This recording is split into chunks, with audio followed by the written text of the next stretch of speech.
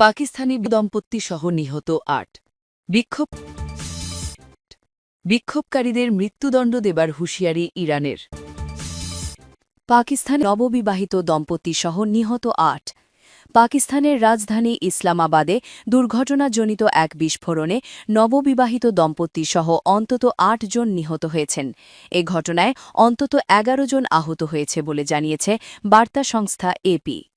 শহরের একটি বিয়ে বাড়িতে অনুষ্ঠান চলাকালীন অতিথিরা উপস্থিত থাকার সময় এই বিস্ফোরণ হয়েছে বলে জানিয়েছে স্থানীয় কর্তৃপক্ষ।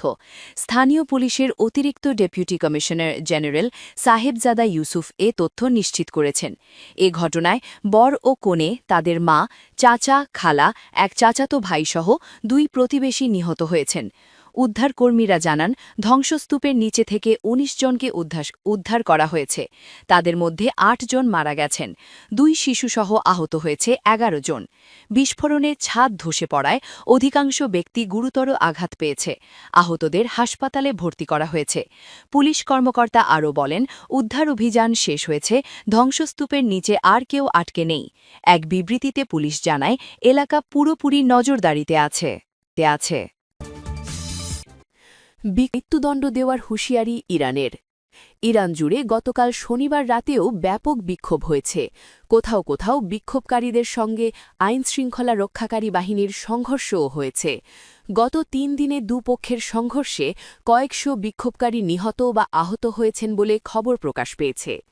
এদিকে গতকাল বিক্ষোভকারীদের হুঁশিয়ার করে ইরানের অ্যাটর্নি জেনারেল মোহাম্মদ মোবাহিদি আজাদ বলেছেন, যারা বিক্ষোভ করছেন তাদের আল্লাহর শত্রু হিসেবে বিবেচনা করা হবে। ইরানে এ অপরাধে দোষী সাব্যস্ত হলে আইনত মৃত্যুদণ্ডের বিধান রয়েছে। গত ২৮ ডিসেম্বর ইরানে বিক্ষোভ শুরু হয়। এরপর ২ সপ্তাহ ধরে বিক্ষোভ চলছে। আন্দোলন শুরু হয়েছিল মূল্যস্ফীতির বিরুদ্ধে প্রতিবাদ জানাতে, কিন্তু দ্রুতই তা রাজনৈতিক রূপ নেয়। প্রতিবাদকারীদের কেউ কেউ এখন ইসলামী প্রজাতন্ত্র শেষ করার ডাক দিচ্ছেন। তেহরানের চিকিৎসকদের বরাত দিয়ে শনিবার মিডল ইস্ট আইয়ের খবরে বলা হয়েছে, রাজধানীর মাত্র ৬টি হাসপাতালে অন্তত ২১৭ বিক্ষোভকারীর মৃত্যু রেকর্ড করা হয়েছে। এসব হাসপাতালে যাদের মৃত্যু হয়েছে তাদের বেশিরভাগই গুলিবিদ্ধ ছিলেন। হাসপাতালগুলোতে হতাহত ব্যক্তিদের ভিড় উপচে পড়ছে। ইরানে চলমান বিক্ষোভ দেশের গণ্ডি ছাড়িয়ে বিদেশেও ছড়িয়ে পড়েছে। গতকাল পশ্চিম লন্ডনে ইরানের দূতাবাস প্রাঙ্গণে বিক্ষোভ হয়েছে। এদিন কয়েকশো বিক্ষোভকারী দূতাবাস ভবনের বাইরে জড়ো হন। তাদের হাতে ছিল ইরানের পতাকা। তারা সরকার বিরোধী স্লোগান দিয়েছেন।